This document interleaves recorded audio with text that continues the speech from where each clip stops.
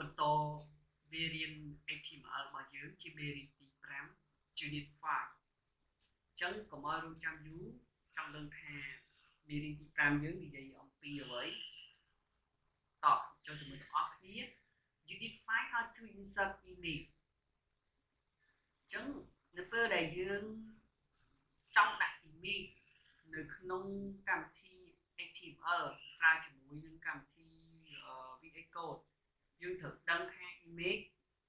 ត្រូវមាន attribute របស់វាអញ្ចឹង attribute របស់វាមាន4នឹងបងប្អូនអាចកំណត់លើហ្នឹងក៏កំណត់ទៅតែជាធម្មតាវាត្រូវមាន4នឹង width height border alt យក comment ហ្នឹងមានន័យថាវា research ទៅលើរូបភាពរបស់យើងឲ្យវា research ឈ្មោះវា research តោះចឹងកុំឲ្យចាំយូរយើងចូលទៅអនុវត្តកូដទាំងអស់គ្នាហ្មងចឹងដើម្បីដាក់រូបភាពយើងត្រូវចូលទៅកំណត់អូខេយើងចូលទៅកំណត់ទីតាំងរូបភាពណាដែលយើងចង់យកវាមកផុសចង់យកវាមកដាក់អញ្ចឹងយើងទេសមកx1 យើង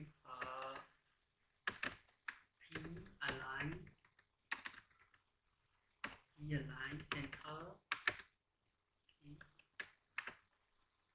how to insert image អូខេចឹងយើងប៉ុណ្ណឹងហើយយើងទៅហារ៉ាន់មើលសិន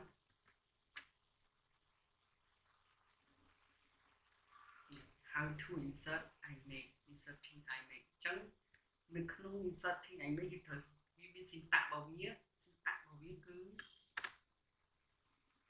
img src ចឹង img src វាជា syntax សម្រាប់យើង insert image ចឹងនៅក្នុងនឹងយើងត្រូវយកឈ្មោះរបស់ image ដាក់ចូលក្នុង URL មួយហ្នឹងចឹងដើម្បីយកឈ្មោះ image ដាក់ចូលក្នុង URL មួយហ្នឹងយើងត្រូវទៅយក image របស់យើងនៅក្នុង drive D ដែលយើងបង្កើតចឹង image មួយណាបានបងប្អូនចង់បានបងប្អូនយកដាក់មកចឹងនៅពេលដែលឥឡូវយើងយក image មួយនេះយក image មួយហ្នឹងយកមកដាក់ចូលនៅក្នុង folder HTML របស់យើងដាក់ចូលជាមួយនឹង index HTML ដែលយើងបានបង្កើតដាក់ចូលមួយគ្នាមករួចហើយយើង click mouse ស្ដាំយកពាក្យ rename យើង rename copy ឈ្មោះនេះយកមកដាក់ copy ឈ្មោះនេះ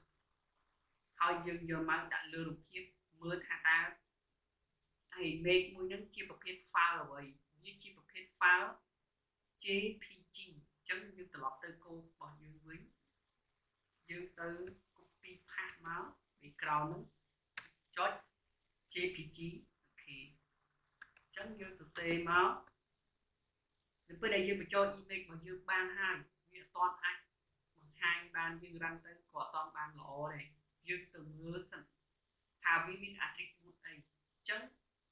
attribute របស់វាមាន4ហ្នឹងអញ្ចឹងយើងបញ្ចូលមក width attribute 100 height attribute វាយើងកំណត់ឲ្យ200 pixel border attribute របស់វាគឺ x ចឹងយើងកំណត់ឲ្យវាសុំវានឹង20បាន pixel ចឹងឲ្យវា alt ឲ្យវាទៅ research background my background អូខេ my background ឲ្យវាទៅ research my background ចឹងបិទមកអូខេ save run នេះវាចេញមកហើយអញ្ចឹង background នេះ